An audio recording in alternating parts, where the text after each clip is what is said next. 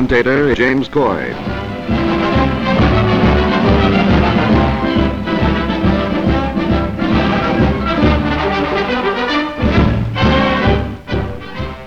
More than 8,000 miles from the American mainland lies Australia, destination of an endless caravan of United Nations ships, bringing troops, planes, and supplies to augment General MacArthur's fighting command.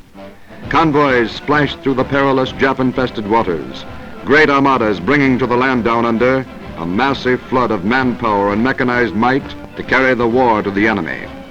Constant vigilance is maintained against enemy surprise attacks. Gun practice is a daily order and duty.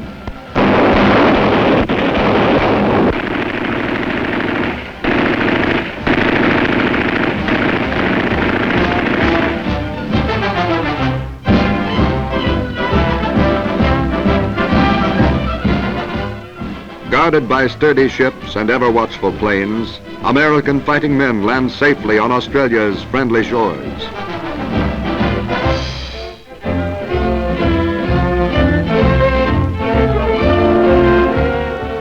Buddies on sight, the Yank and the Aussie. Many of these well-trained and equipped soldiers never had seen the ocean before, but they have an important job to do and are eager to get it over with.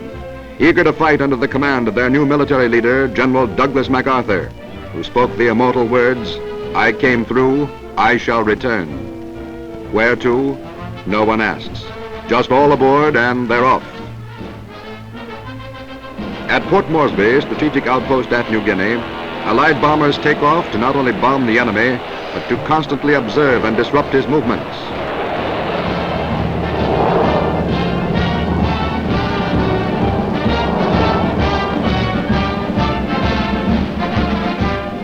Here's a bomber returning without landing gear. This American plane's hydraulic system has been damaged by the enemy. Can he pancake down to a safe landing? What's the remarkable feat of this skillful Yankee pilot?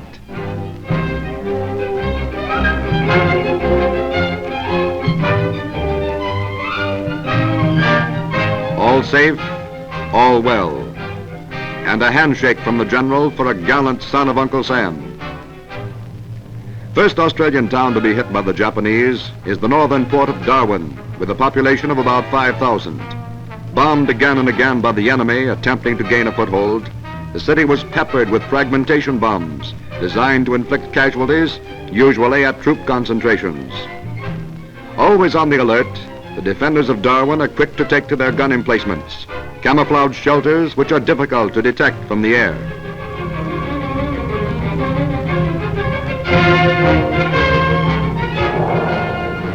Above is the drone of enemy aircraft, which brings the anti-aircraft guns into instant action.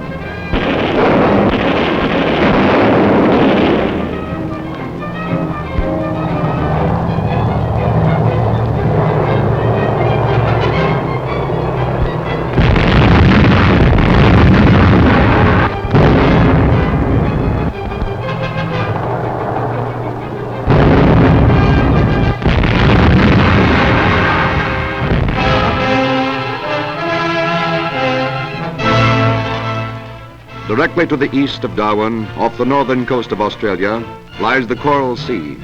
It is here for the first time in this war that the American and Japanese navies come to grips in a major action. In the very center of the Coral Sea, the two task forces meet in mortal struggle.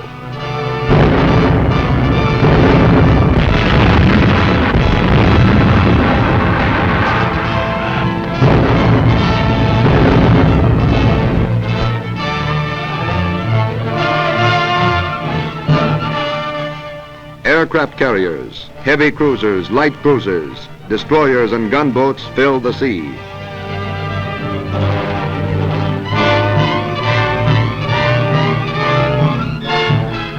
While airplanes drone their way into the skies.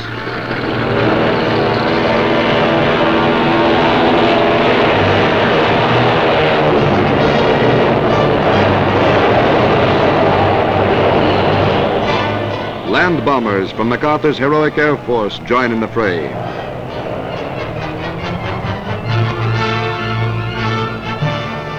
Below decks, Yankee pilots receive final instructions, each eager to take off to meet the enemy shot for shot.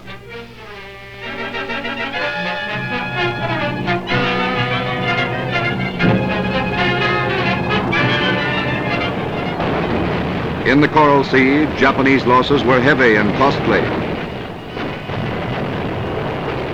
Playing a leading role in this great drama was the United States aircraft carrier Lexington. From her decks flew the gallant pilots who pounded and dispersed the enemy. Now, she is hit and aflame. The Lexington, victorious in its defense of the Allied forces, has struck a mortal blow. 98% of its gallant crew was rescued. Here are the remarkable close-up pictures of the explosions that ended the Lexington's heroic career.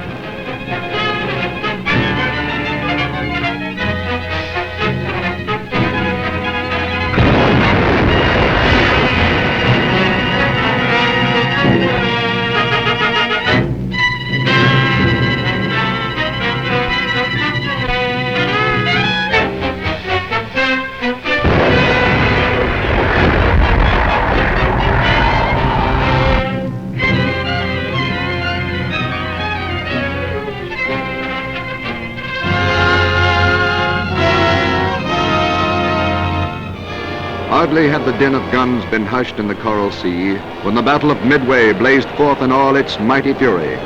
Here the United States forces met and crushed a full Jap battle fleet. By sheer weight of numbers, the Japs hoped to overwhelm and conquer our mid-Pacific fighting forces. The Japs had carefully planned this sneak attack. They gambled all and lost. The Battle of Midway, the Japs hoped, would be their stepping stone to Pearl Harbor, Australia, Alaska, and eventually the United States mainland. Here the Japs received a mortal wound. Here our defenders were ready. First in the air were our Marine Corps fighters, then our Army flyers, and finally our fighting Navy, all working in complete unity and concentrating relentlessly and successfully upon the common enemy. The toll of enemy fighting power was decisive. 3 Japanese battleships, possibly 4 cruisers, 3 transports, and 1 destroyer were sunk. The loss of the Jap aircraft carriers was extremely heavy. 2 or 3 sunk and 2 badly damaged.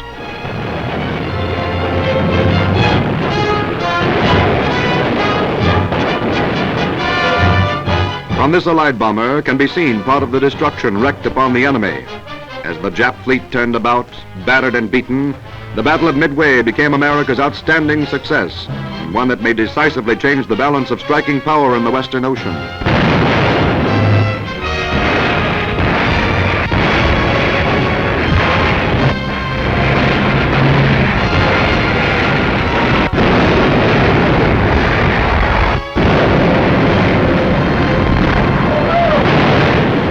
In the face of terrific anti-aircraft fire, Jap planes like this one swoop close, their suicide pilots knowing full well that their battle is ended.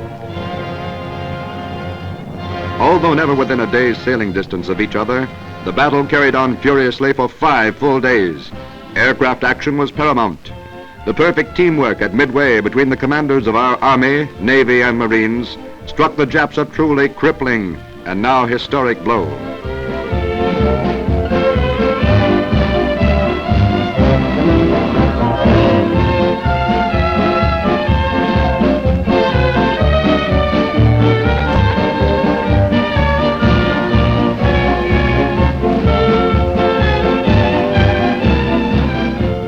To the Navy goes America's profound thanks and admiration.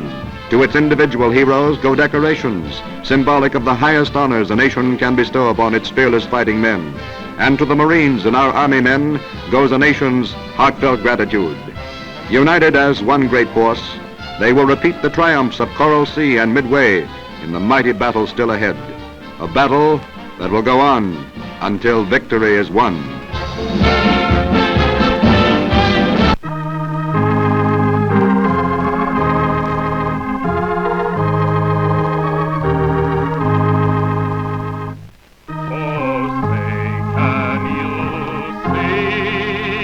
By the dawn